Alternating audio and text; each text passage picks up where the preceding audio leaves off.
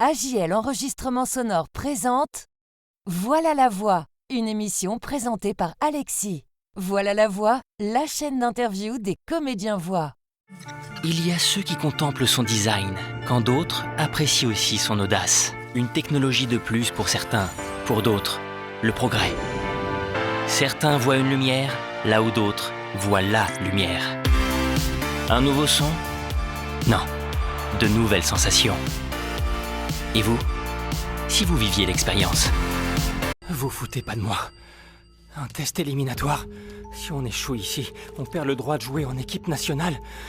Pourquoi je devrais foutre en l'air ma carrière pour un jeu aussi bidon? J'ai le futur pilier de l'attaque du Japon en moi. Ça veut dire quoi? Que notre châtaigne ou Isagi sont meilleurs que moi? Ah!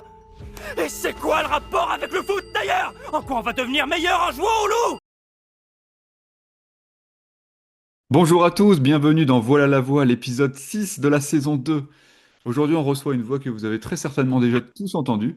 Il est comédien, passé par le théâtre, formé au cours Simon, et il a trouvé dans le doublage un véritable terrain de jeu artistique. Il travaille avec beaucoup de studios et prête sa voix à des personnages variés, il va nous en parler. On va parler de parcours, de passion, de micro, de jeu, avec notre nouvel invité, Julien Portugais. Salut Julien, comment vas-tu? Salut, très bien. Dis donc que c'est un super programme tout ça. Ah bah super! Ah bah tu vas y contribuer, hein, de toute façon. Oui, mais j'ai bien compris, oui. T'as intérêt à être bon. On va faire ce qu'on peut. Bon, Ouais, en tout c'est cas, ça. merci à Non. toi. C'est très chouette de m'inviter dans ton émission. Ah bah super, moi je te remercie d'avoir accepté l'invitation. Et voilà, bon, on va parler de ton parcours et du déclic déjà, dans un premier temps. Toi, tu as commencé Ouais, le théâtre très jeune, au Conservatoire de Bobigny, puis les cours exactement. Simon. Mhm. Qu'est-ce que tu retiens, toi, de cette formation initiale? Euh, Au début, quand tu te lances là-dedans, surtout à cet âge-là, moi j'ai commencé à faire des cours au Conservatoire de Bobigny, comme tu l'as dit, j'avais 7 ans. Donc évidemment, tu te projettes pas du tout dans une carrière professionnelle ou quoi que ce soit. Tu te dis, mais qu'est-ce que je fais? Où est-ce que je suis? C'est qui cette bande de fous? Donc tu es d'abord là pour t'amuser. Hmm. Euh, quand à cet âge-là, même quand tu es au lycée, collégien et tout, le premier truc que ça te procure, c'est une libération, une découverte de toi-même. Parce que tu explores des choses, tu oses des choses, tu parles aux gens, tu déclames des textes, tu découvres des personnages un peu méchants, un peu sournois, très gentils, très énergiques. Et du coup, en fait, tu te construis aussi un petit peu comme ça. Donc déjà, c'est le premier truc qui en est sorti, c'est qui je suis. Et c'est bizarre à dire, hein, mais c'est en faisant d'autres personnages que tu te rends compte de qui tu es toi. C'est un peu bizarre. Hmm. Euh, c'est principalement ça. Ensuite, après, je me suis professionnalisé effectivement au cours Simon. Et alors là, l'approche, elle est plus du tout la même. Là, on est vraiment dans un cadre hyper carré, hyper strict, hein, on peut le dire. Après, comme partout, ça dépend de la personne que tu as en face, le professeur, tu vois. Il y en a qui sont plus ou moins stricts, et qui ont des méthodologies qui sont totalement différentes.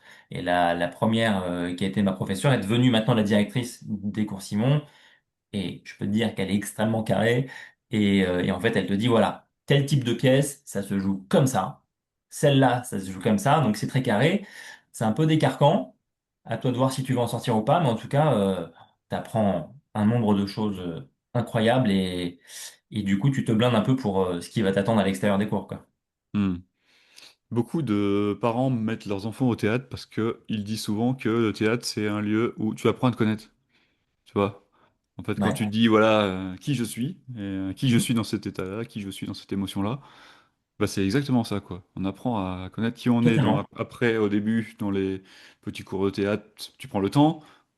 Mais après, voilà, dans les cours Simon, comme tu dis, cours Florent, tout ça, c'est plus une machine où tu enchaînes et où il faut avancer, il faut être carré, quoi. Donc ça doit être deux univers complètement différents et ouais, ça doit pas être simple au début de s'adapter à ce contexte-là dans un contexte plus professionnel.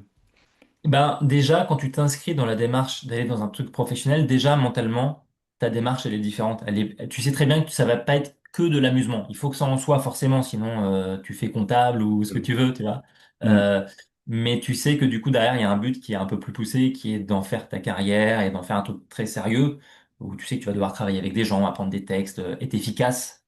Tu vas essayer de te louper le moins possible puisque des gens sont censés venir te voir après et payer pour ça. Donc la démarche va être un peu différente. Mais c'est exactement ça. Tu sais, moi j'avais un super ami quand j'étais au collège qui bégayait énormément. Mais vraiment, il bégayait. Euh, Et, et je faisais beaucoup de théâtre à ce moment-là. Et évidemment, il était hyper enfermé sur lui-même. Et je l'ai un peu poussé à venir rejoindre les cours qu'on avait, je crois que c'était au collège à ce moment-là, en annexe. On était en train d'essayer de monter un spectacle. Donc il voulait pas. Et puis au final, il m'a rejoint et ça l'a libéré, même un petit peu au niveau du bégaiement, parce que le bégaiement, tu sais, c'est aussi des peurs de soi-même, de l'extérieur, tout ça. Donc, quand tu effaces un petit peu ces barrières et le regard que tu as sur toi-même, des autres, mais que tu penses, enfin, tu t'imagines que les autres ont ce regard-là sur toi, donc c'est un peu psy, un truc psy, tu vois. Tu fais sauter pas mal de barrières et tu t'enlèves des handicaps et effectivement, tu te découvres, et tu te construis, en fait, Ouais, comme ça. ouais, c'est clair. Ah, là, tu prêches un convaincu parce que j'ai vécu du bégaiement, des amis aussi. Ah, Donc, ouais, je comprends le contexte. c'est génial, hein, mais ça devrait être obligatoire, hein, franchement, de passer par cette case-là.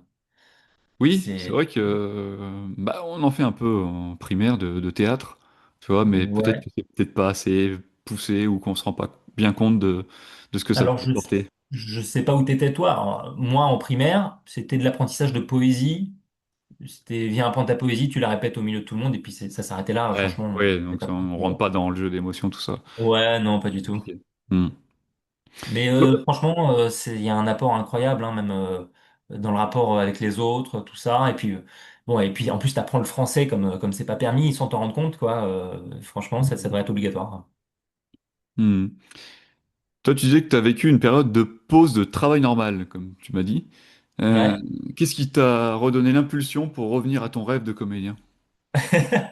Alors, l'impulsion, c'est que c'est vrai que bon, je suis pas le premier à tomber un peu dans ce piège parce que des cours de théâtre, ça coûte un peu d'argent, mine de rien. Et ça en coûte de plus en plus. Donc forcément, l'argent, ça se crée pas comme ça, il faut travailler. Et donc moi, j'ai travaillé pour me payer mes cours. Et puis quand mes cours sont terminés, bah, mon travail, lui, il a continué. Et je me suis pas rendu compte tout de suite que bah, j'étais pas rentré là pour juste pour travailler. J'étais rentré là pour me payer mes cours qui s'étaient terminés depuis un petit moment. Euh, et en fait, je commençais un peu fatigué de mon travail, je commençais à avoir des responsabilités dans le poste que j'avais, je commençais à grimper des échelons. Hmm. Et puis un jour, enfin, je vais te dire un truc très basique, hein, que tu vois tous les jours. C'est juste qu'un jour, tu sais pas pourquoi, ce que tu vois tous les jours prend énormément d'importance. C'est-à-dire que j'ai vu des gens qui étaient aux ressources humaines, à la direction, tout ça, donc qui avaient la cinquantaine, tu vois. Je les voyais fatigués, blasés, tout et tout, et je me suis dit, mais leur vie, elle est terrible en fait. Ils bossent du lundi au vendredi dans un boulot qu'ils apprécient pas plus que ça, et voire qu'ils apprécient pas. Et leur unique envie, c'est d'attendre que le week-end arrive pour ne rien faire. Et sans hobby à côté, tu vois. Et je me suis dit, mon Dieu, j'aimerais tellement pas être comme ça. Et là, je me suis dit, mais enfin, t'es en train de te diriger vers ça, là. Hmm. Et en fait, je me suis dit, mais mince, c'est pas ça que je veux, moi. Et j'ai eu une crise d'angoisse en voyant ça, en me disant, mais il faut absolument pas que je termine comme ça. T'étais dans Après, quel tu vois, univers? c'était bon. Alors, tu vas me dire, il y a un rapport. Je travaillais au cinéma, Ouais. Gaumont-Pathé, à Montparnasse principalement. Après, je suis allé à Opéra, tout ça. Hmm. Il y a clairement pire comme travail, hein. J'ai travaillé aussi chez McDo au tout départ pour me payer mes premières années au cours Simon. Beaucoup de comédiens. Bon, Hmm. comme beaucoup, ouais. Bah, mine de rien, heureusement qu'ils sont là parce que quand t'as pas d'expérience, il y a très peu de sociétés qui acceptent de t'embaucher, mine de rien. Hmm. Et voilà, et le déclic, ça a été en fait la peur de d'avoir une vie triste, quoi. Ouais. Oui, oui. D'accord. En regardant les autres, en observant. Bah, en voyant les autres tristes, Ouais. Ouais. effectivement. Hmm. Ouais, c'est ça. Comment s'est faite la bascule vers le doublage? Tu dis que tu savais même pas ce que c'était au départ. Qu'est-ce qui t'a séduit là-dedans? Ben, en fait, c'est vrai que je me posais, comme beaucoup de gens, c'est très bizarre, hein, le doublage. C'est vrai que ça explose là depuis quelques années. Il y a quand même un bon coup de projecteur qui est mis dessus, grâce à des gens comme toi aussi qui font de plus en plus d'interviews, grâce à Allociné qui met plein de trucs sur le net là-dessus. Il y a plein de plateformes qui s'ouvrent et qui en parlent. Commence à y avoir bah, toutes les conventions, tout ça. Mais c'est vrai qu'au moment où j'ai commencé, c'était il n'y a pas si longtemps que ça en plus, c'était il y a 5 ans et demi, un truc comme ça. Donc ça commençait déjà un petit peu à exploser. Je me posais pas la question de comment était faite une VF. Tu vois, hein. Je regardais un film, je savais qu'on pouvait bifurquer de la VO à la VF. mais je me demandais pas qu'est-ce qu'il y avait derrière ça. Voilà, c'est vrai que bon, t'es là, t'es spectateur, t'es chez toi, tu prends ton cerveau, tu le mets de côté, que ce soit pour regarder une comédie ou un thriller, et tu te demandes pas quels sont les rouages du plan que tu viens de voir ou tout ça.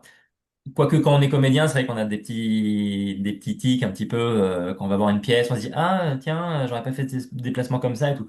Mais c'est vrai, quand tu regardes un film, t'as un peu moins ce côté-là, à moins que tu sois réalisateur évidemment.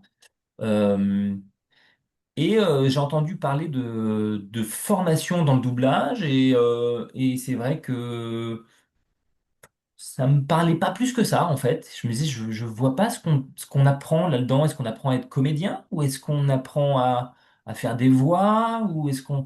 Qu'est-ce que c'est concrètement? Je sais pas. Donc je me dis, bah vas-y, Curieux, quoi. fais, Mm. Mm. essaye quoi. T'as des droits que tu peux utiliser pour te former. Ça c'est génial en France pour le coup. Euh, voilà. Et je me suis dit, bon, sait-on jamais, si ça te plaît, fais le truc à fond.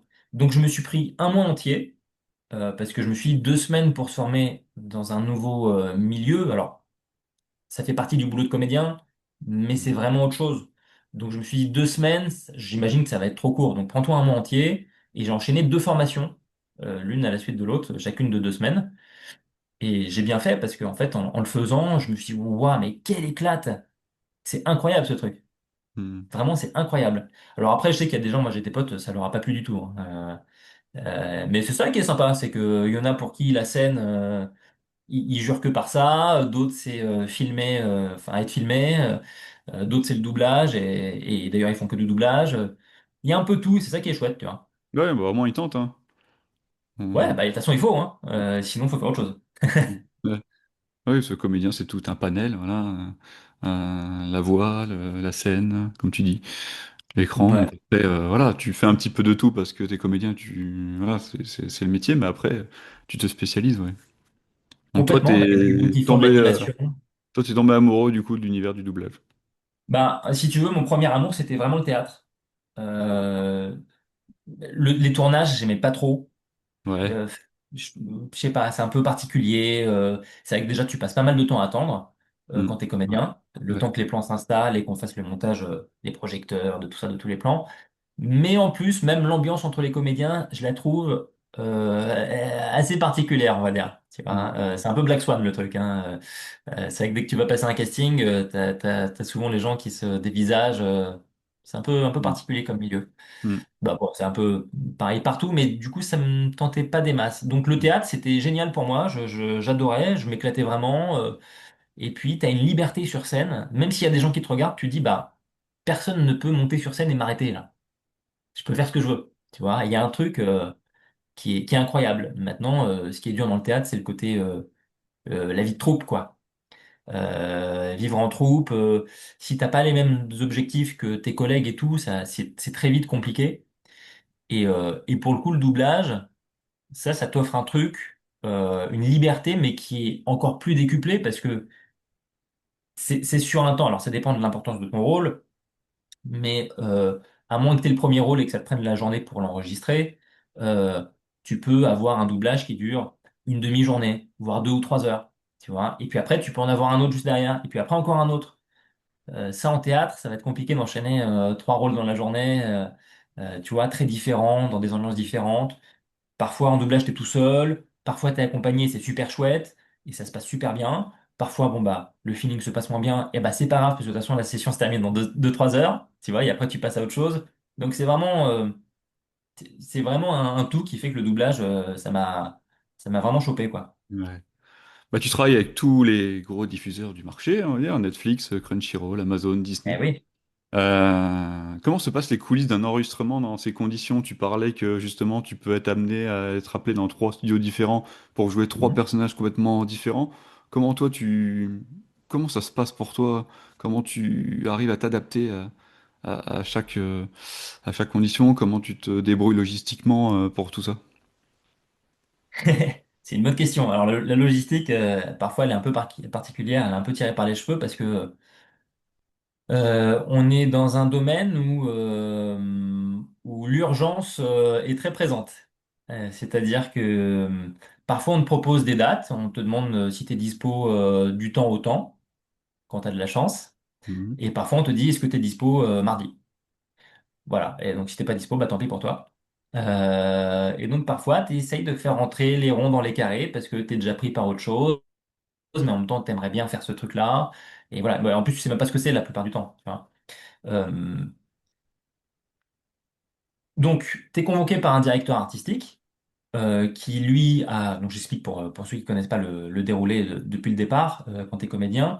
T'as un directeur artistique, qu'on appelle aussi un directeur de plateau qui, en fonction du client, donc le client, ça peut être Amazon, ça peut être Netflix, ça peut être Disney, TF1, M6, voilà, donc ça c'est le client. Tu as un directeur artistique qui, lui, va diriger la version française de l'œuvre en question, que ce soit une série, un film, un dessin animé. Hmm. Il va avoir la main sur une grosse partie du casting vocal. Parfois, il a la main sur la totalité, donc les premiers rôles compris. En fonction de l'œuvre qui va devoir être enregistrée en français et du client, parfois on lui dit, bon, tu choisis tous les petits rôles, même éventuellement les rôles secondaires, par contre les premiers rôles, tu fais passer des castings, des essais, et tu nous les envoies, et c'est nous qui choisissons le comédien final. Voilà, donc pour expliquer un petit peu la petite histoire. Donc c'est le directeur artistique en général qui te convoque pour venir enregistrer. La plupart du temps, tu sais pas sur quoi, parce que comme il y a des clauses de confidentialité, on t'envoie pas de message pour te dire bah ça va être sur telle ou telle œuvre. Voilà. Donc tu arrives. Si tu as un peu de chance et que le directeur artistique est pas trop pressé, il va te résumer un petit peu l'histoire et te dire de quoi ça parle. Et ça peut arriver parfois, te dire bon bah vas-y, regarde, découvre ce qui se passe. Et là, bon bah sans trop savoir de quoi il s'agit, euh, tu vas découvrir une scène, voire des scènes.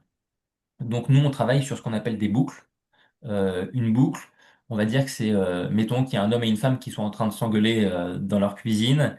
La séquence en entier dure 3 minutes, du début de l'engueulade à la fin. Ben, ces 3 minutes, elles vont être découpées, par exemple, en trois boucles, de chacune 1 minute. Voilà. Donc nous, on va regarder par partie, donc on appelle des boucles. D'abord la version originale, et puis après, si on n'a pas de questions, on se lance et là, on fait la VF. Voilà. Et donc là, le directeur artistique, lui, après, il dit, bah, attention, c'est pas exactement ça qui se joue à l'écran. Euh, Re-regardons-la, ou alors il te donne les clés, il te dit non, tu vois, en fait, il est pas si énervé que ça. En fait, il lui en veut, mais il a beaucoup d'amour pour elle et tout ça. Et en fait, Dirige il un peu. te, il te redirige exactement comme un metteur en scène le ferait sur une scène de théâtre, tu vois. Euh, il y a l'ingénieur du son qui est aussi là pour te dire attention, t'es peut-être trop faible ou t'es trop fort par rapport à ce qui se fait lui en VO. Tu vois, à un moment donné, il se déplace, il va, je sais pas, il va aux toilettes, donc il faut que ta voix passe à travers la porte, mais il revient et puis il s'assoit, on n'entend pas l'effort quand il s'assoit ou quand il se lève. Voilà, et donc ça se passe comme ça. Donc c'est un échange vraiment à au moins trois. Hmm. Et il y a un truc que tu adores particulièrement dans ce métier? Ça va être très bateau ce que je veux dire, mais j'adore quand ça se passe bien. Euh, J'adore, en fait, ce que j'adore, c'est quand toutes les planètes sont réunies. Parce que ce que j'entends par là, c'est que j'aime vraiment profondément mon métier. Je m'éclate à le faire, je trouve ça magnifique, je trouve ça génial. Et je l'aime encore plus quand je le fais avec des personnes qui sont tout aussi géniales. Tu vois, hein. Quand la rencontre, elle n'est pas que artistique avec ce que tu vas faire, mais aussi oui. avec les personnes avec qui tu vas travailler. Et là, tu dis, mais oh, quelle chance j'ai. Je suis dans un environnement bienveillant. Euh, la personne me reprend, le directeur artistique me reprend, mais de la bonne façon, tu vois. Je suis pas en train de me remettre en question, en train de me dire que je vaux rien ou quoi que ce soit. Juste, je sais qu'il y a des modifications à faire. Je vais les faire parce que je suis comédien, c'est mon boulot. Euh, Entre les scènes, on rigole le plus possible. Avec l'ingénieur du son, ça se passe très bien. Pareil, chacun fait son petit travail. À la fin de la journée, tout le monde est content. Et ça, c'est ce que j'apprécie vraiment le plus. Et quand je sors de là, je me dis, est-ce que ce que je vis est vrai ou pas? C'est pas toujours le cas, malheureusement, ce que tu décris. Non, c'est pas toujours le cas parce que l'humain est parfois un peu compliqué, parce que comme tout à l'heure je te disais, tout est très pressé. Et Mhm. donc quand tu fais les choses dans la précipitation, il peut y avoir du stress qui vient s'ajouter et certaines personnes gèrent plus ou moins bien le stress. Et donc ça Mhm. peut sortir un petit peu avec plus ou moins d'autorité ou de violence, quoi. Toi, tu adores le théâtre, tu adores le doublage. Quelles sont les compétences spécifiques qu'on développe pour toi en doublage par rapport à la scène? Alors, eh ben, je vais te répondre, mais en faisant l'inverse. Quand j'ai commencé le doublage, on nous a dit, vous allez voir, ça va énormément vous apporter sur scène en termes d'instantanéité. Parce que, comme je te le disais, le doublage t'arrive. Tu t'as pas révisé chez toi. Tu sais pas que tu vas faire tel rôle et que tu as tel texte à dire et qu'à un moment donné ça va crier, que tu vas aller devoir chercher dans tes tripes euh, haïr et engueuler le mec qui vient de renverser ton enfant ou tu vois, peu importe. Tu le découvres, tu regardes quelque chose et tu dois le refaire tout de suite. En théâtre, tu dois apprendre pendant des mois un texte, faire plein de répétitions avant la représentation finale, tu vois. Et je suis revenu au théâtre il y a pas longtemps dans une pièce que j'avais déjà jouée il y a des années, donc c'est un bon moyen de comparaison. Et je te confirme qu'il y a un truc d'instantanéité où tu vas beaucoup plus facilement piocher dans tes émotions. En tout cas, moi, c'est ce que j'ai eu l'impression d'avoir, qu'avant que je fasse du doublage. Avant que je fasse du doublage, il fallait se mettre dans un état d'esprit vraiment particulier, aller chercher pendant un petit moment, dire, attends, laisse-moi 2 minutes que je me mette dans le truc. Ok, c'est bon, je crois que je l'ai, machin. En doublage, effectivement, tu le fais au début et au fur et à mesure, ton cerveau connaît un peu le chemin pour atteindre une haine ou de la tristesse ou de la joie, de la folie, tu vois. Et donc, ça arrive d'un coup. Il y a ça, donc qui est super intéressant au théâtre, notamment quand tu passes des essais, des castings, des choses comme ça, où on te demande de changer des trucs d'un coup, bah, là, tu es capable de le faire. Il y a ça et évidemment la maîtrise de ta voix, parce que c'est un instrument de musique en fait. Euh, et quand tu joues au théâtre, tu cherches pas à faire des effets de voix. Tu essayes de jouer le plus vrai possible une émotion, quelque chose, tu vois. En doublage, c'est aussi le cas. Mais on essaye quand même de faire un truc propre et parfois, on doit aller chercher quelque chose qui est un peu éloigné de nous, plus que sur scène. Sur scène, en général, t'es pris pour ce que t'es. Tu vois, je fais assez jeune, j'ai 36 ans, mais je fais assez jeune, on va pas m'appeler pour quelqu'un qui a 45 ans sur Mm. scène. Donc, je vais pas faire déjà sur scène cet effort artistique d'aller vers un rôle de 45 ans avec la posture de quelqu'un de 45 ans, le langage un peu moins rapide que quelqu'un de 45 ans n'aurait pas, certainement. Alors qu'en doublage, je dois faire cet effort-là parce que on me met sur des personnages qui ont 40, 45 ans. J'ai pu faire des grands-pères aussi, tu vois. Donc, tu essaies de faire se rencontrer une technique vocale avec une vérité émotionnelle. Et ça, quand tu reviens au théâtre, c'est génial parce que tu peux faire ce que tu veux de ta voix en gardant des émotions aussi précises que possible. Mm. On va parler animation maintenant, parce que tu Ah oui, as un sacré palmarès. ça commence. Si tu devais en choisir trois, les plus Oh là marquants là, pour toi, ce seraient lesquels et pourquoi? c'est horrible ce que tu me demandes là. Ah, je sais, je suis horrible. Ah, les gens me le disaient, mais je ne les croyais pas. On a Euh, une réputation qu'on mérite. Ok, si je dois en choisir trois.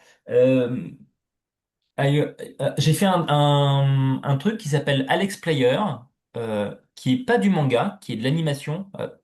Moi, je fais vraiment la différence entre animation et manga, parce que c'est deux types différents. Mm. Euh, dans le jeu, dans l'approche, tout ça, il y a un truc qui c'est vraiment purement asiatique, et l'autre, ben, ça peut être destiné à des enfants ou à des adultes, c'est Disney. Enfin, tu vois, tu joues pas un dessin animé Disney comme tu joues un manga. Bref, c'est un truc qui s'appelle Alex Player. C'était pour France Télévisions.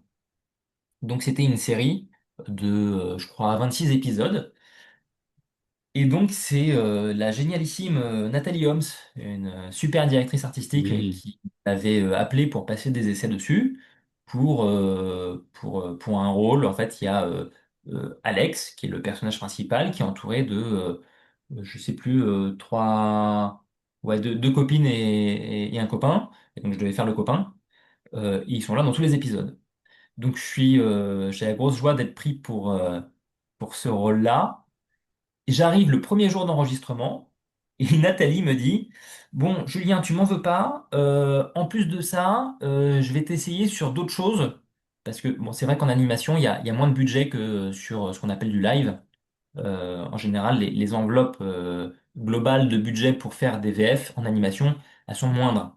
Donc, tu prends moins de comédiens qui vont donc devoir faire plus de personnages Hmm. pour faire des économies. Voilà. Et je dis, bah d'accord, pas de souci, je passe des essais sur d'autres trucs si tu veux, pas de problème. Donc, elle me fait essayer un grand-père, ok, puis un petit, encore plus jeune que celui que je faisais, puis le professeur, et en fait, je me retrouve avec 5 rôles la même série. Et je me dis, oh là là là là, et puis faut pas qu'on me reconnaisse parce qu'ils se parlent entre eux en plus. Ouais. Mais sinon, c'est pas drôle, tu vois. Et j'avoue qu'au départ, j'étais assez stressé d'aller dans ces séances d'enregistrement parce que je ressortais très fatigué et que quand tu trouves une voix, il faut pouvoir la garder. Ça, c'est très important. La trouver, c'est une chose, mais la garder, c'en est une autre. Ah, regarder Tu sur la vois. durée, ouais. Hmm. Eh ouais. Déjà se dire, Tain, je l'ai fait il y a un mois, c'était quoi cette voix? Et puis quand tu fais à quelqu'un comme ça, alors si tu le fais pendant 20 secondes, sans te faire mal, très bien, mais est-ce que Ça tu arrives va? à le faire sur une journée? Tu Ouais. vois. Euh, et ça m'a énormément appris, pour le coup. Euh, donc déjà, celui-là, je te le ressors direct en truc. Viral Hit, c'est un manga que j'ai adoré. Je pense que ça n'a pas marché, mais moi, j'ai adoré le faire parce que je trouvais que ça sortait un petit peu des autres mangas. C'est un truc euh, qui parlait des youtubeurs. Alors ça donnait un autre nom que YouTube, évidemment. Euh, et c'est quelqu'un qui va apprendre à se battre et faire des vidéos de combat, en fait. Et je me suis vraiment éclaté sur ce rôle-là, parce que le mien, ça commence comme un petit connard. Et en fait, il devient super ami avec le rôle principal, avec qui il se battait au début. Et j'ai pu vraiment m'éclater. Et puis un troisième, alors là, honnêtement, euh, ouais, non, là, pour le coup, je t'avoue que je sais pas te dire. Tout se vaut après. Après, quand on voit ta page RS doublage, je l'ai parcouru un petit peu, c'est dur à sélectionner. Bah ouais, ouais. En plus, je suis pas Et- très sérieux. J'avoue que je la mets pas régulièrement à jour. Ah bah, si tu la mettais à jour, ce serait un bordel alors, hein, parce que elle est déjà bien remplie et... Bah, c'est vrai que j'ai cette chance-là. Finalement, ça fait assez peu de temps que je fais du manga. Ça fait peut-être, je pense, 1 an et demi, 2 ans. Mais c'est vrai qu'à partir du moment où j'ai commencé à en faire, j'ai beaucoup enchaîné. J'ai eu la chance d'avoir des directeurs artistiques qui ont été merveilleux avec moi, qui ont été enfin, ils ont vraiment beaucoup pensé à moi et ça, je les en remercie énormément, quoi. T'as des noms là? Ah bah j'en ai plein. J'ai Pas Marc du tout. Bretonnière qui est un comédien génialissime, un homme que j'aime profondément. Jérémy Zilberberg qui, bah, pareil. J'ai Annabelle Roux aussi actuellement, je suis sur un manga j'aurais pu le citer celui-là, tiens, qui est sur Disney+. Hmm. C'est un manga où je me partage le premier rôle avec le comédien Stéphane Otero, qui est super. Et en fait, le personnage principal, c'est un méchant à la base. Mhm. Donc on le suit dans un univers entre Power Rangers et The Boys, c'est n'importe quoi. Ça démarre un peu enfantin et en fait ça finit, c'est une hécatombe, c'est une horreur. Et en fait, ce personnage-là, il a le pouvoir de prendre la forme d'un autre personnage. Et en fait, il va prendre la forme de mon personnage et donc je vais rester un peu là-dedans. Et Annabelle Roux me fait énormément travailler. Elle est hyper fidèle. Voilà, après des noms, il y en a plein d'autres, mais en manga en tout cas, il y a ceux-là qui ont beaucoup compté pour moi. Sur l'univers des mangas, tu prêtes ta voix à pas mal de personnages marquants. Est-ce qu'il y a un rôle qui t'a mis particulièrement au défi, que ce soit techniquement ou émotionnellement?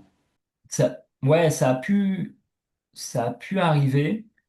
Alors, le plus dur pour moi, mais même au-delà du manga en tant que comédien, tu vois, j'ai un débit assez rapide, j'ai beaucoup d'énergie. Donc, dès qu'on me donne quelqu'un qui est un peu fou, qui a de l'énergie à revendre, en général, ça marche. Il y a peut-être deux, trois petits trucs à revoir, mais en général, je suis un peu dans mes chaussons, tu vois.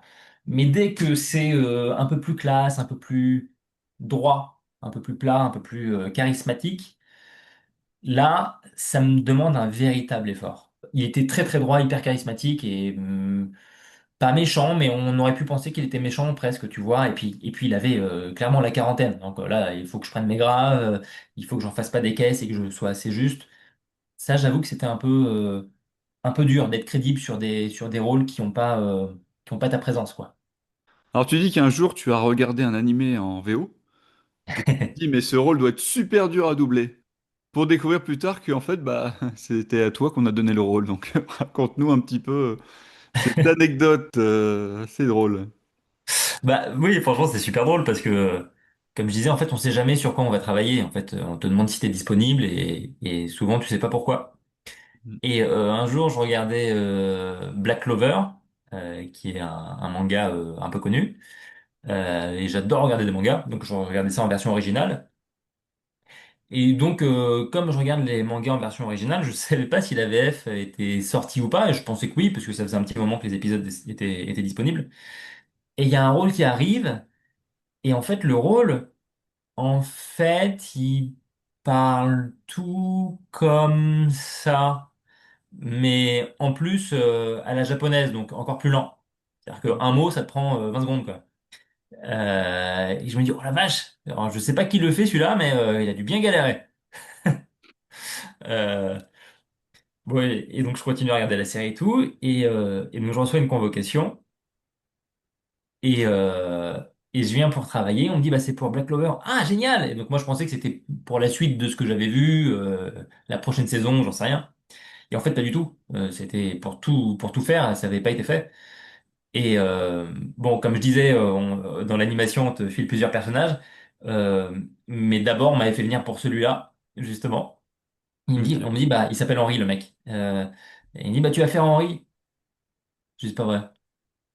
Ah, bah, si. Je dis, ah, bah, je le connais, écoute. Bah, c'est moi, le mec qui a galéré, alors, en fait. L'avantage de l'avoir vu en VO avant, c'est que tu t'es entraîné un petit peu sur la typologie du perso. Ouais, alors, alors, honnêtement, ça a été une belle galère, en vrai. Parce que. Parce que les mots étaient tellement longs à dire. C'était du japonais. Et donc, ils n'ont pas les mêmes labiales que nous. Tu sais, on essaye d'avoir à peu près le même. Enfin, sur une phrase, c'est pas grave. Tu vois pas tous les battements qu'il y a ou qu'il n'y a pas entre ce que tu entends et ce que tu vois.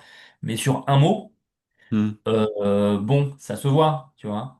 Quand toi, tu fais salut, ça va? Et que lui, il fait et tu dis merde, ça va pas, tu vois. Donc Hmm. ça a été une vraie, une vraie galère. Je crois que j'ai jamais mis autant de temps pour. Enfin, on essayait de trouver entre l'écriture et le jeu ce qui rendait le mieux, quoi. Mais c'est vrai que c'était marrant, quoi. Parmi tous ces personnages, est-ce qu'il y en a un avec qui tu te sens particulièrement proche, pour une raison ou une autre? Iggy, le chien dans Jojo Bizarre Adventures. Ah oui, d'accord, un chien. Oui, parce que j'aime bien me gratter l'oreille un petit peu avec le. Bon, là, c'est la main, mais d'habitude, je le fais avec mon pied, mais j'ai mes baskets.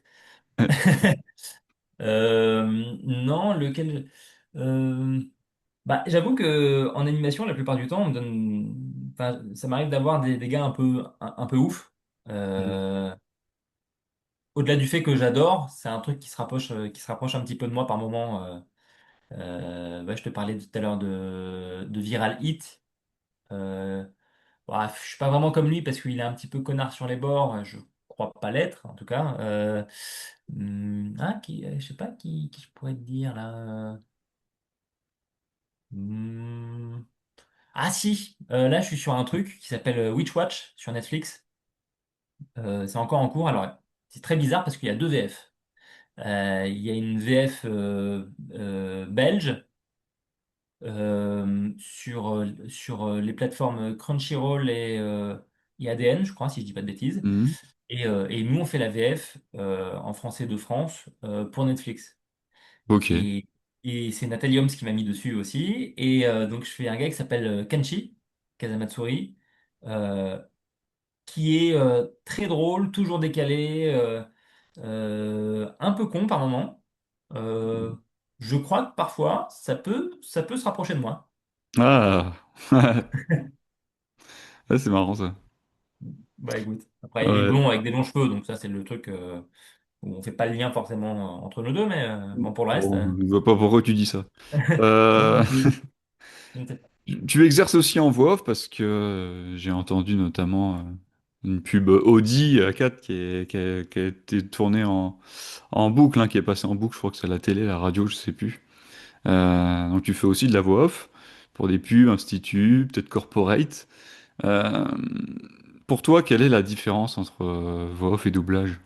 Alors, elle est totalement différente parce que déjà en doublage, tu as un comédien en face de toi qui n'est pas toi et tu vas devoir essayer de faire ce que lui fait. Alors que en voix off, euh, tu as un client qui te dit bah voilà l'énergie qu'on aimerait avoir dessus.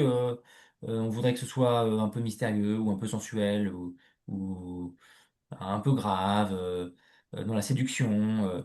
Ouais, on est plus dans de la terminologie et un peu de communication plutôt Hmm, euh, que dans un truc purement émotionnel, pur quoi, dans le jeu. Donc, tu joues plus la comédie dans du doublage que quand tu fais de la voix off. En tout cas, pour une majorité, pas tous, hein, mais pour une majorité de trucs sur lesquels tu enregistres, pour des marques, bon, effectivement, quand tu parles d'Audi, tout ça, bon, tu vas pas chercher dans tes tripes ce qu'il y a, tu vois, pour vendre une voiture. Mais tu essayes de faire en sorte que les mots inspirent des choses aux gens, peut-être. Tu vois. Le côté rassurant, peut-être.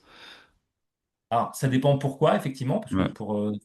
pour des éponges, je ne sais pas si ce serait bien de faire en sorte qu'elle soit rassurante, cette éponge, mais euh, ouais, quoique ça peut marcher, hein, ça peut être marrant.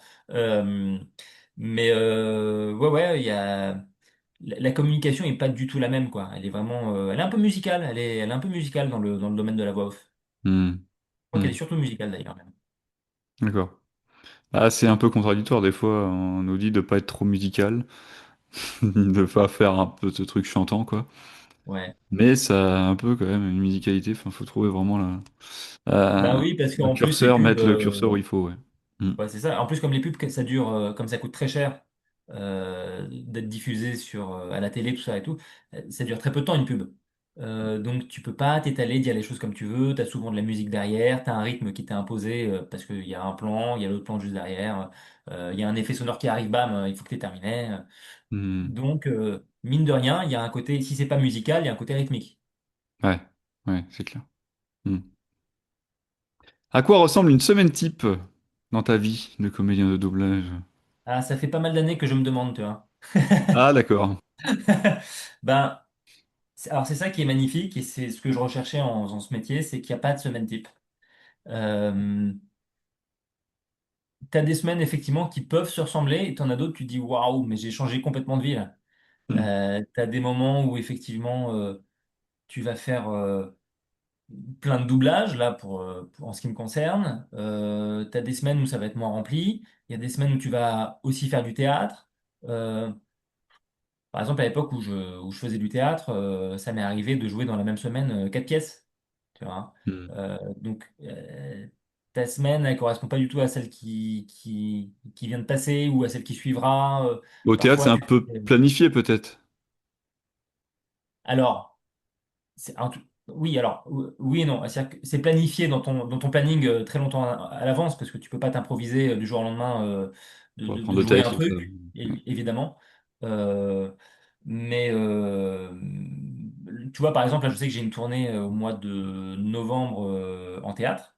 Hmm, Bon, je vais avoir peut-être, je sais plus, deux représentations.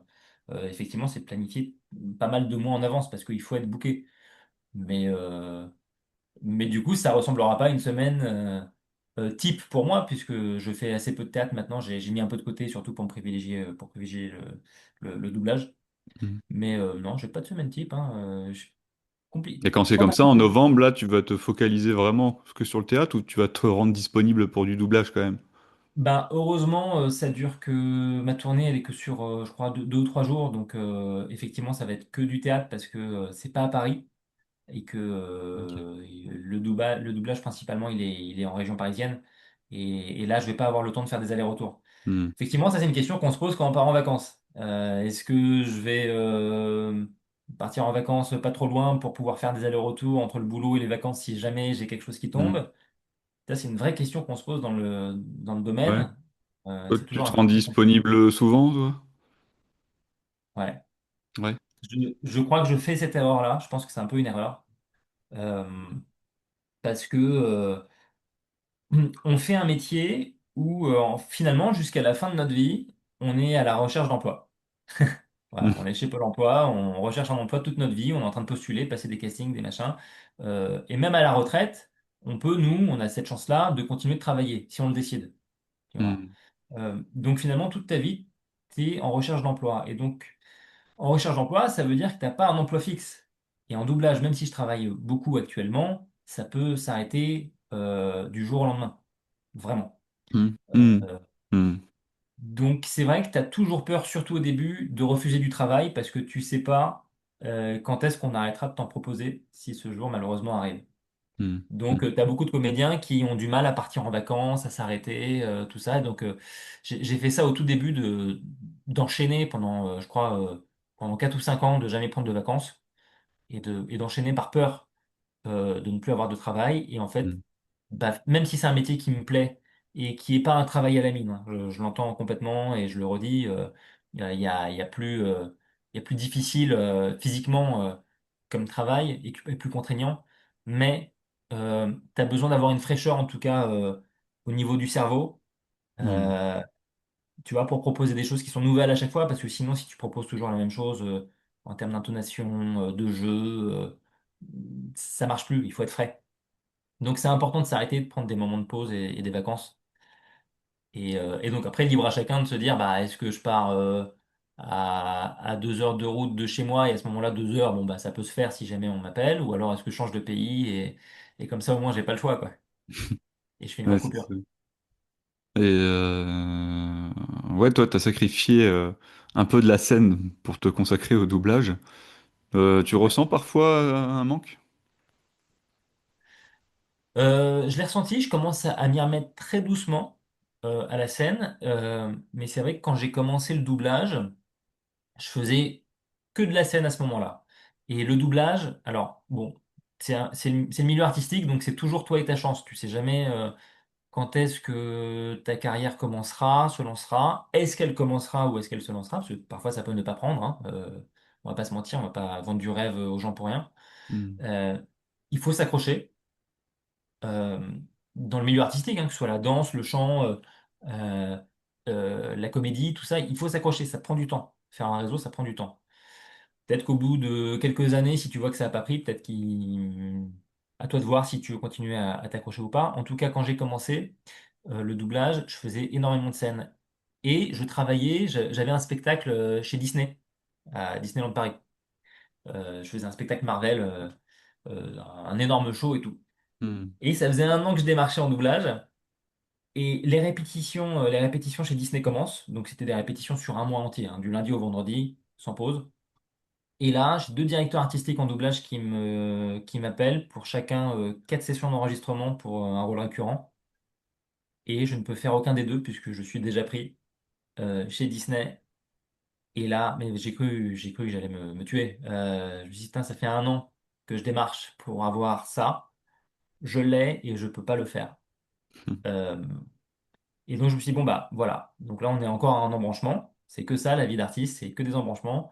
Faut prendre un nouveau risque, faut faire un nouveau choix. Donc pour l'instant je mets ma carrière scénique de côté, je vais essayer de faire mon trou dans le milieu du doublage, et le jour où j'aurai un réseau suffisamment solide pour pouvoir prendre 1 mois de pause pour faire autre chose que du doublage et pouvoir y revenir, parce qu'on peut te remplacer très facilement en doublage, hein. On est tellement nombreux et tout ça que c'est vrai que si tu n'es plus disponible, les directeurs artistiques, au bout d'un moment, ils disent, bon, bah, je vais pas m'embêter, je sais qu'il est... Julien, je sais qu'il est jamais disponible, je vais même pas lui proposer, je vais prendre l'autre personne, tu Hmm. vois.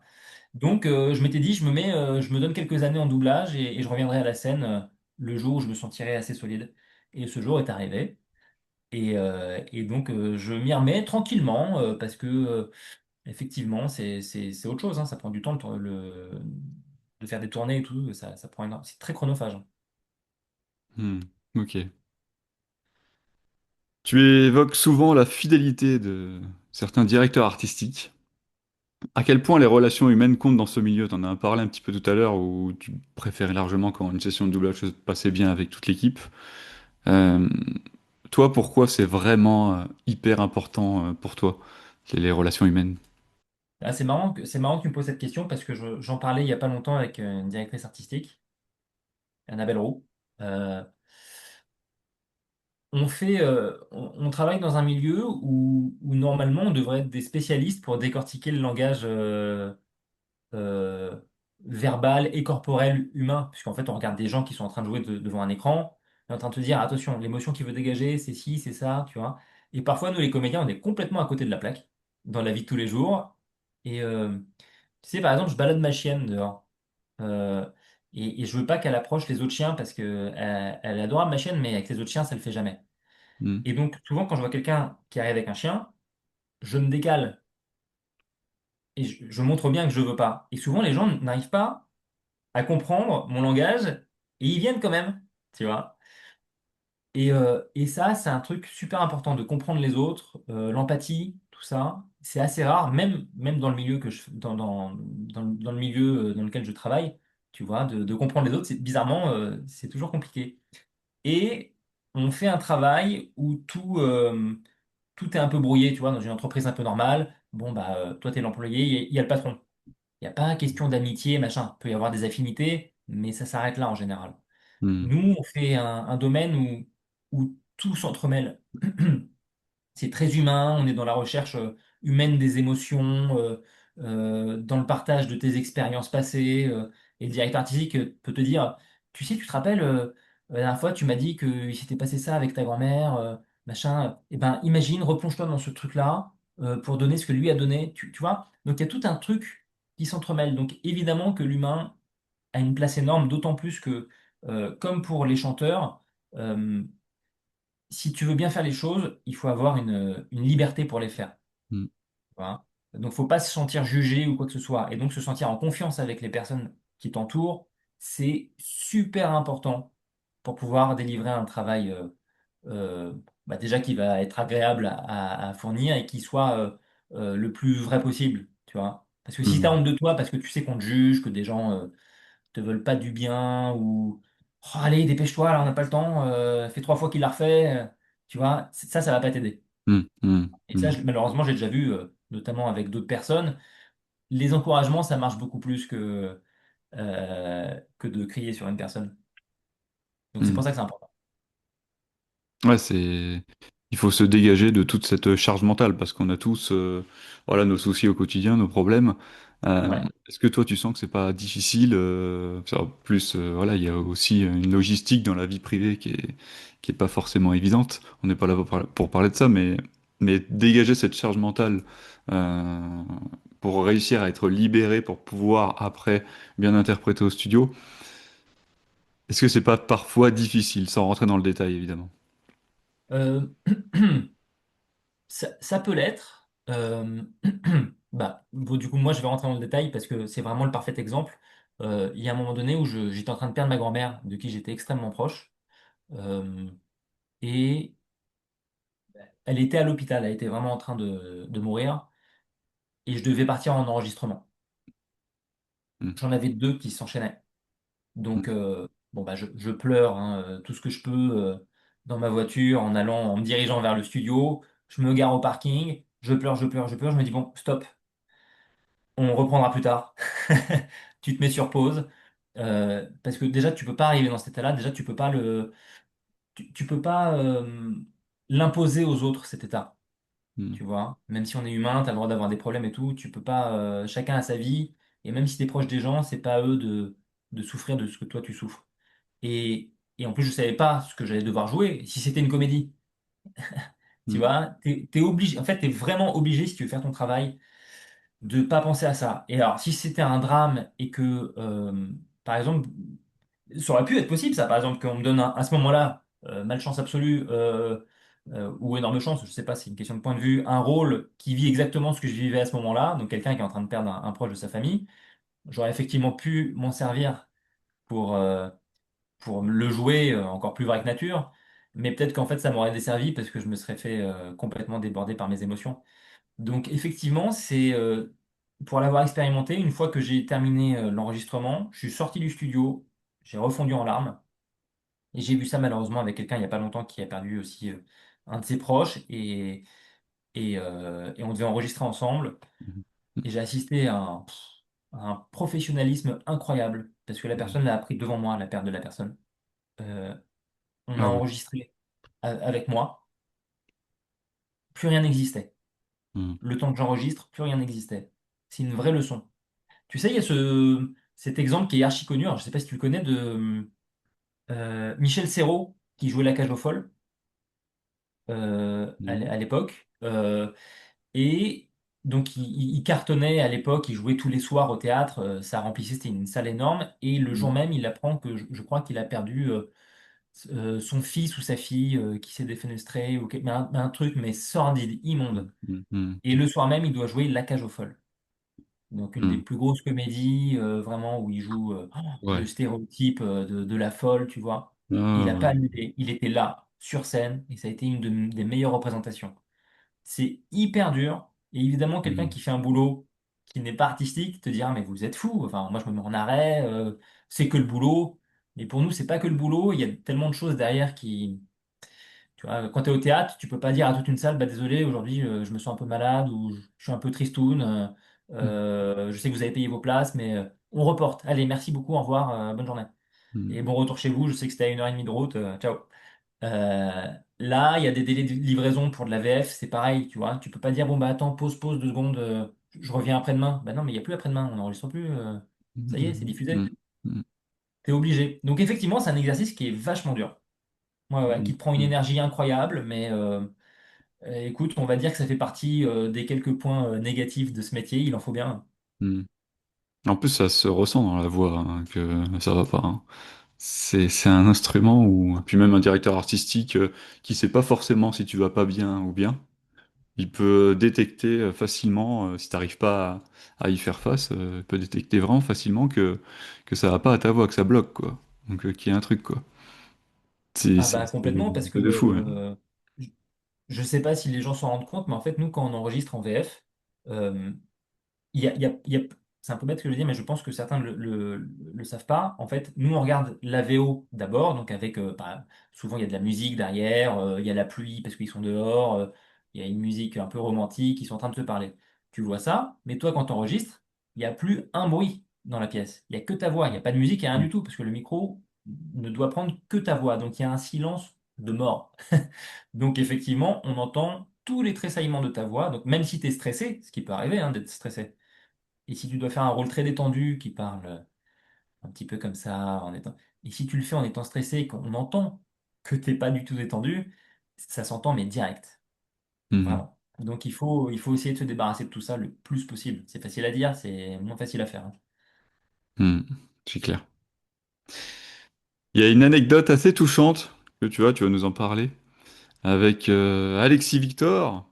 Ouais. Alexis Victor, c'est qui? La voix de Loki, de Ragnar, de Bradley Cooper, notamment. Donc, De qui ce n'est pas la voix, c'est ça surtout la question. oui, oui, oui, c'est vrai, j'aurais pu le tourner comme ça, ouais, c'est clair.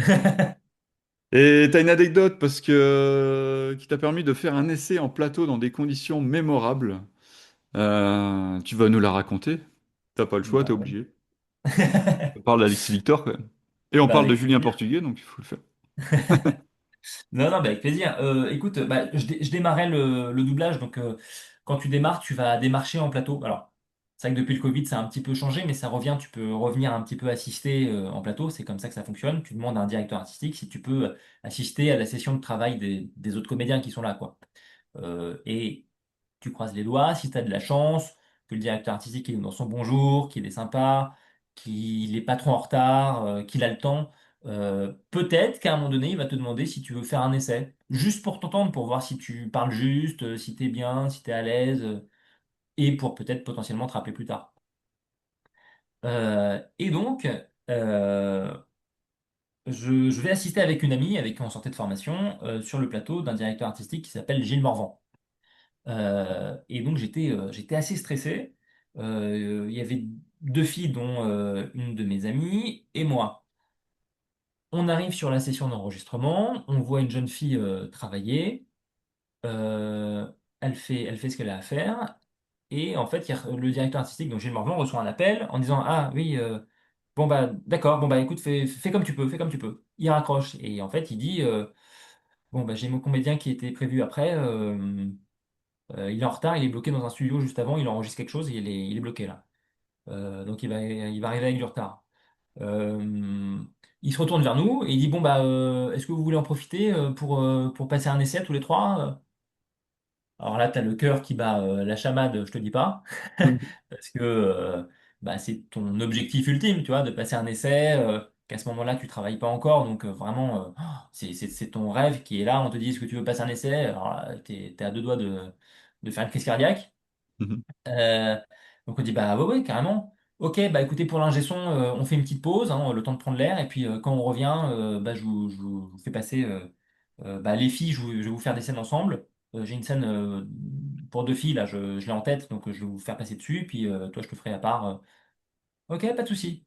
Donc tu passes la pause, qui pour toi est pas une pause, hein, c'est juste c'est C'est des horrible. 10 minutes de torture absolue en te disant qu'est-ce que je fais? La sortie de secours est par là, je peux peut-être, si je fonce, courir à la prendre sans que personne ne voit quoi que ce soit. Donc on fait la pause qui dure un petit moment, on revient, les filles se mettent à la barre au micro donc, et là, la porte s'ouvre et il y a Alexis Victor qui débarque. Et donc on comprend que le comédien en question, bah, c'était Alexis Victor. Euh, Donc les filles, instinctivement, elles partent du micro et elles vont pour se rasseoir. Et en fait, le directeur artistique, donc Gilles Morvan, extrêmement gentil, dit à Alexis Victor, écoute, Alexis, je suis désolé, je leur ai proposé de passer des essais. Est-ce que ça te dérange pas? En plus, comme ça, tu arrives tranquillement, tu reprends ta respiration et tout, de patienter 5 minutes le temps que je leur fasse passer un essai. Alexis Victor avec une extrême gentillesse. Ah, bien sûr, pas du tout. Ouh là là, excusez-moi. Bah, même si vous voulez, pour pas vous déranger, je vais sortir comme ça, je vous déconcentre pas. Ah, dans ma tête, je me dis yes, merci, très bonne réaction, ça. Ne nous déconcentre pas, ne reste pas là. J'ai beaucoup trop peur de toi. Ouais. Donc, il sort. Les filles passent une scène. Alors ça, c'est génial. Elles passent une scène d'engueulade. Quand t'es stressé, passer une scène d'engueulade, c'est vachement bien. Parce que Ouais. t'as pas à aller chercher une fausse détente, un truc posé, alors que tu as la voix qui vraiment est comme ça, avec ta respiration que tu n'arrives pas à gérer, tu vois, C'est bien, tu en t'en fait, fous, tu gueules, t'es énervé, quoi. tu t'embrouilles avec ta copine et après en studio, tu fais quelqu'un qui s'énerve après quelqu'un, c'est génial. Ouais, parfois je le fais, parfois. Attends, c'est quoi le personnage? Il s'engueule? Attends, bouge pas. Ouais, bah j'en ai marre, ok, c'est bon, je suis dans le truc. Te rappelles, l'autre fois? Ah, tu Et ressors après, les je la rappelle, non, dossiers. je suis désolé, tu comprends, c'était pour une scène. Tu ressors les dossiers exprès. Ouais. Et donc, les filles passent leur essai, ça se passe très bien pour elles. Et je me dis, bon, papam, papam, papam, papam, papam, le cœur qui se met à battre, je me dis, bon, bah, la logique voudrait qu'après elle, c'est moi, euh, puisqu'il n'y a personne d'autre. Sauf qu'elle termine, et là, la porte se réouvre, et c'est Alexis Victor qui revient dans le studio et qui s'assoit sur le canapé, mais vraiment à moins d'un mètre du micro, donc vraiment juste à côté, hein. Et je me dis, ah non, il va pas rester là. Mais pourquoi il fait ça? Mais pourquoi il fait ça, le monsieur? C'est pas possible. Gilles Morvan, bon, bah, à toi. Ouais, bah à moi, très bien, c'est à moi, bah, c'est à moi. C'est normal, il y a Gilles Morvan, il y a des gens qui viennent de passer un essai qui s'est très bien passé, et puis il y a Alexis Victor juste à côté de moi qui va me juger, clairement. Et donc là, j'ai le cœur, mais qui fait un truc, je me dis, mais c'est pas possible, je vois ma chemise qui bouge en même temps que les battements du cœur. Je dis, bah en fait, même l'ingé son, il va dire, attends, c'est quoi que j'entends dans le casque là? J'entends un boum boum, t'as un truc sur toi? Je dis, je vais arrêter, c'est pas Non, possible, je te jure que je c'est comme vis en ça. fait. Ah, mais tu sais, le stress au micro, c'est incroyable, hein. Tu te rends compte en faisant ce métier que il y a plein de types de stress différents. T'as le stress sur scène, j'ai fait de l'impro aussi sur scène. C'est un autre type de stress encore de Mm. la scène. Et t'as le stress en doublage qui bizarrement est parfois disproportionné. Vraiment, t'es en panique absolue, hein. Parce que comme tu l'as dit, en fait, t'entends tout au micro. Donc ça te met une Mm. pression. Mm. Et, et donc on regarde une scène avec deux hommes, et pour le coup, la scène, et ben là, ils s'engueulent pas. Là, le mec est très posé, et je me dis, ah merde, il n'y a rien qui va. Et Alexis Victor à côté qui me dit, bah, tu veux que ça t'aide si je te donne la réplique? Ah bah, voilà, voilà, c'est ça qui est sorti. Parce que dans ma tête, c'était, attends, ça m'aide s'il me donne la réplique ou ça me panique absolument et je vais plus pouvoir placer un mot. Et donc, il a été extrêmement gentil. J'ai pas su quoi répondre. Et au bout d'un moment, je lui dis, écoute, franchement, c'est très gentil. Je vais pas vous faire travailler alors que là, vous n'êtes pas encore en train de travailler. Il me dit, non, non, mais moi, je m'en fiche. C'est sympa, c'est pour t'aider. Je dis, honnêtement, je sais pas si ça m'aide. Euh, donc finalement, je fais le truc tout seul et tout. Bon, ça se passe très bien. Et après, il nous a encouragé, Alexis Victor. Il a dit, écoutez, je me permets de vous dire, je me permets, Gilles, hein, ce que vous faites, c'est incroyable à doser, à aller taper aux portes, de passer des essais. Je sais que c'est une pression absolue et tout. Bravo, faut continuer. C'est super ce que vous faites. C'est génial. Vous avez une super énergie et tout. J'ai trouvé ça, mais tellement royal. Parce que tu Hmm. sais, t'arrives, tu te sens tellement fragile dans ces moments-là, parce qu'on va clairement te juger, mais le premier qui te juge, c'est toi, tu vois, en te demandant déjà si tu as ta place. Et quand tu entends quelqu'un comme ça te dire ça, euh, que ce soit vrai ou pas, c'est tellement encourageant. Et de te dire, ah, en fait, c'est un milieu qui peut être super accueillant avec des gens Ouais. comme ça. Hmm. Bah, génial, merci pour cette anecdote. Avec On arrive plaisir. à la fin de l'émission et pour la dernière question, alors tu as eu un moment de partage avec Alexis Victor. Tu as récemment donné la réplique aussi à Richard Darbois, enfin à distance. Oui. Dans le jeu vidéo Indiana Jones, hein, Richard Darbois, bien sûr, Buzz l'éclair. Enfin, vous le connaissez tous, on va pas le décrire. Euh, Toi, est-ce qu'il y a un rôle que tu rêverais de doubler un jour ou avec qui tu as vraiment envie de doubler, quoi? On parle de Richard, on parle de Alexis. Une personne avec qui tu rêverais de travailler dans un rôle que Ah, tu rêverais de doubler. Pour finir, allez, en 1 minute. ben, clairement, Richard Darbois, c'est mon rêve absolu, hein. Je suis fan j'adorais Michael Jackson. Mais la personne dont je suis vraiment fan, c'est Richard Darbois. Vraiment, il est au-dessus de Michael Jackson pour moi, tu vois. Donc j'adorerais pouvoir être au micro avec lui. Parce que là, effectivement, il n'était pas là, maintenant il travaille à distance. Et en plus, c'est du jeu vidéo, donc on le fait chacun de son côté. J'aurais adoré, évidemment, comme beaucoup de gens, faire le rôle du génie dans Aladdin. Parce que c'est Mhm. l'éclate absolue, il y a de tout, il y a à boire, à manger, il y a du chant, il est drôle, il y a des ruptures, tout ça. Mais il a tellement bien fait que c'est pas possible de toute façon de faire mieux. Mhm. Voilà, et Ouais, puis ok. et voilà, je crois qu'il y a pas mieux que lui, hein. Mhm. Ah oui, non, ouais, il y en a plein. Il y en a plein. Il y a Emmanuel Curtil, Donald Renew. Ah, euh, mais il y a des gens, franchement, il y a des gens super, mais vraiment mon top un c'est clairement Richard Darbois. mhm.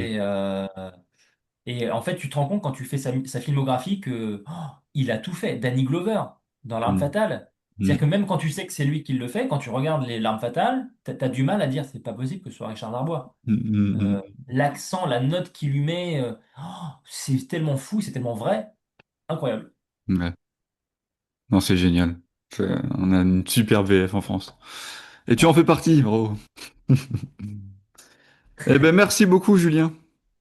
Bah, C'était merci vraiment beaucoup à toi, sympa merci pour ton accueil. d'avoir découvert un peu cet univers doublage. Il y a beaucoup de comédiens voix off qui passent dans l'émission, qui font un peu de doublage, mais toi, tu étais vraiment beaucoup plus axé sur le doublage et franchement, c'était top. C'est génial de savoir un petit peu comment ça se passe, ouais. Ouais, bah c'est vrai que c'est très différent, mais c'est ça qui est chouette, c'est qu'on fait des trucs tellement différents. Hmm. On s'ennuie pas, quoi, hein. Ouais, c'est ça. Eh ben, merci beaucoup. Je te souhaite une bonne journée Bah moi aussi. Merci pour ton accueil et et au plaisir, et merci de ben, m'avoir au donné plaisir. cette opportunité de parler de ce super métier, quoi.